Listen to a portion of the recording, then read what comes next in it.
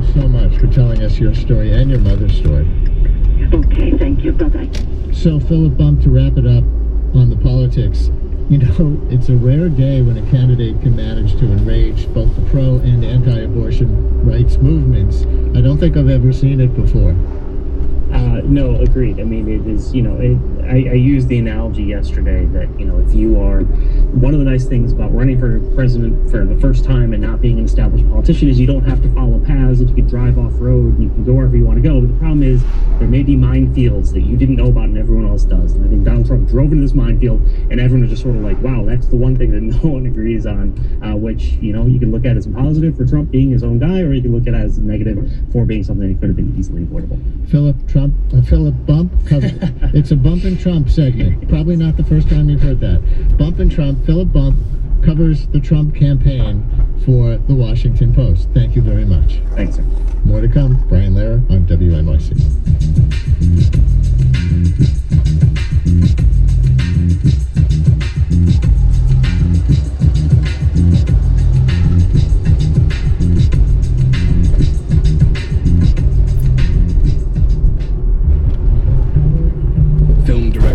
Fukunaga recalls his most recent shoot in Ghana. Don't even have radar there. So they couldn't predict the weather. Also, Fukunaga was sick with malaria, and then his camera operator got injured. And after that, he couldn't move the camera. So the NYU degree came in handy. It came in handy. We do everything there. That's boom operating sometimes. This is Alec Baldwin, behind the scenes of Beasts of No Nation. Take a listen at here'sthething.org. WNYC received support from Glen Mead, an independent trust company providing investment and wealth management services to families, endowments, and institutions.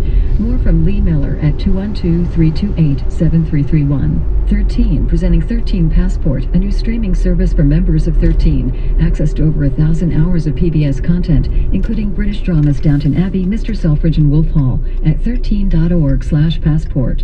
Support for The Green Space, WNYC's street-level, state-of-the-art events venue and broadcast studio at 160 Varick Street, is provided by the Jerome L. Green Foundation. And today on the Leonard Lopate Show, hear the inside story of a short, unusual movie collaboration between Samuel Beckett and Buster Keaton. Plus, find out about Americans who got involved in both sides of the Spanish Civil War. That's today at noon on WNYC.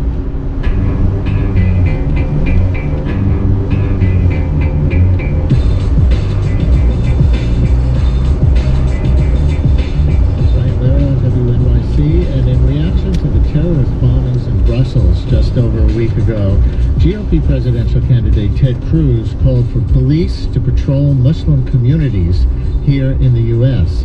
The statement drew the ire of NYPD Commissioner Bill Bratton, who said this. I took great offense at that statement. I have almost 1,000 Muslim officers in the NYPD. Ironically, when he's running around here, we probably have a few Muslim officers guiding him. The ongoing war of words between Cruz and Commissioner Bratton included a debate over what was known as the Demographics Unit, a now defunct, secretive division of the NYPD that did monitor local Muslim communities after the 9/11 attacks. Cruz and Bratton have had conflicting assessments of the role and effectiveness of the unit. We will also discuss the NYPD's policies regarding plainclothes police officers. Now, you may have seen the video of U.S. mail carrier Glenn Grays being arrested by police in Crown Heights. On Tuesday, we had Glenn Grays on the show, along with Brooklyn Borough President Eric Adams, to talk about what they considered a case of police harassment. Well, the NYPD officers who arrested Glenn Grays are part of what is known as the Conditions Unit, and were supposed to be wearing uniforms, but instead were dressed in civilian clothing. Commissioner Bratton has expressed concern about that. So joining me now to help explain the Demographics Unit and the Conditions Unit is Murray Weiss, a columnist and criminal justice editor at DNA Info. Hi, Murray. Welcome back to WNYC. Good morning, Brian. Thanks for having me. What was the Demographics Unit? Well, thanks for putting me in the middle of two very complicated police situations here. Anytime. But anyway, the Demographics Unit, depending on who you believe, actually, was an internal unit set up within the Intelligence Division of the Police Department to both count and identify neighborhoods and what their how they were ethnically comprised, and then to do some sort of surveillance in those neighborhoods to determine whether there were hotspots for potential terrorist activity or people who might even be willing to become radicalized. I want to play 20 seconds of how Ted Cruz described the demographics unit and get you to fact check this. Mayor Bloomberg in New York had a very successful program to engage with the Muslim community and to prevent radicalization and to identify radical Islamic terrorists before they carry out acts of terrorism. Mayor de Blasio came in and ended that program, said we're no longer going to do so. That was foolishness. That was political correctness run amok. Cruz on CNN, and we already played a Bratton clip in response to that. But was it to, quote, engage with the Muslim community, as Cruz puts it, and prevent radicalization and to identify radical Islamic terrorists? And was it successful as he characterizes it? Very successful as he characterizes it? You know, the simple answer is that all of what the police department was doing, including the demographics unit, or the so-called demographics unit, it was not clearly defined publicly, even at the height of all its controversies. Not to take a step back here, but the police department post 9/11 installed a former lieutenant colonel in the Marines, Ray Kelly, with a distinguished police background, and they embarked in creating some very aggressive counterterrorism programs, and that included the demographics unit. The demographics unit was never fully explained by Ray Kelly and his people when it was exposed that it was going on, and there was great controversy surrounding it. Mr. Cruz here is running for president, and he's clearly taking a perception of it. And I think, I don't blame him. He's a Republican candidate, and he's playing to both his base and to people's perception of what the police department was doing when they became too aggressive.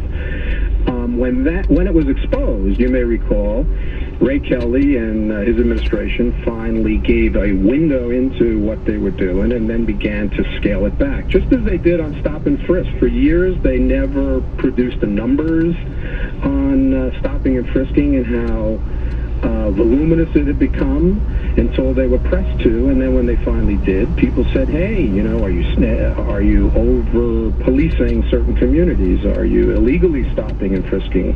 The same thing happened with the demographics unit, I think. I think the perception that they were engaged in overly aggressive surveillance in these communities was not fully explained, and I think what Bill Bratton inherited was the dissolving of that unit. And so now you have Bill Bratton saying, hey, we have a Republican candidate for president who's saying that we're not doing surveillance, when he inherited a unit that was disbanded almost virtually at the end of the Ray Kelly administration because it became so controversial. I think that the New York City Police Department definitely engaged in the Muslim community.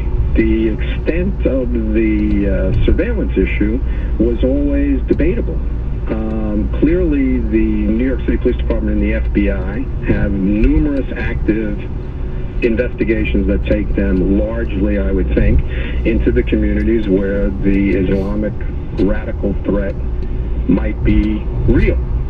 And I think Mr. Bratton tried pushing back.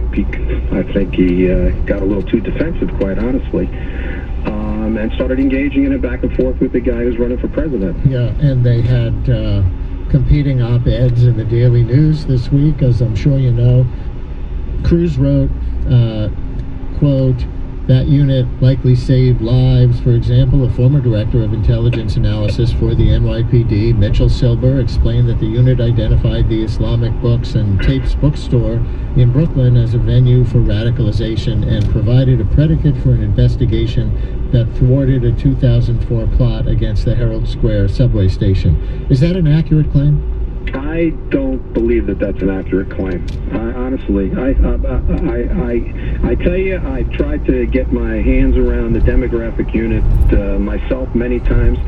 I think honestly, I think it's a little overstated of how aggressive they were and how ugly they were, and conversely, how successful they were. Mm-hmm. I think all of that is a little bit of a gray area, and I think the people who discuss it use the points that come out of the discussion to their respective advantages.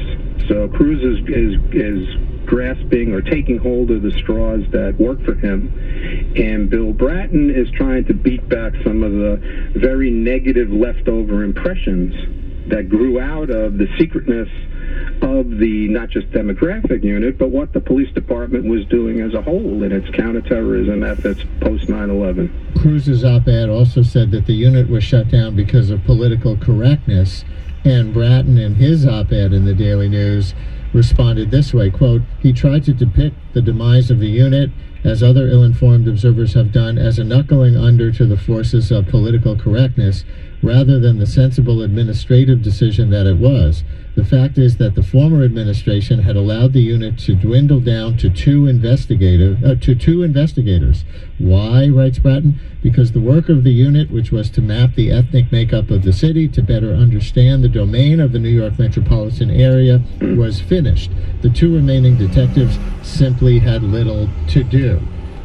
Can you confirm that? Had it dwindled to two people? Yeah, I believe, like I drew the analogy to stop and frisk there, that in the last year or two of Ray Kelly's administration, when the demographic unit and all these questions surfaced, that he recognized that this was an issue that he had to scale back. So I do believe that the unit was scaled back, not unlike the stop and frisking began to roll back in the final year or 18 months of his administration, that he scaled back the unit without fully addressing what it really was doing, because he wasn't a guy that liked to be questioned much, and he didn't like explaining certain issues that he was protective of. So yes, I think Bill Bratton inherited a time where he could shut down a unit that was virtually shut down. I agree with that.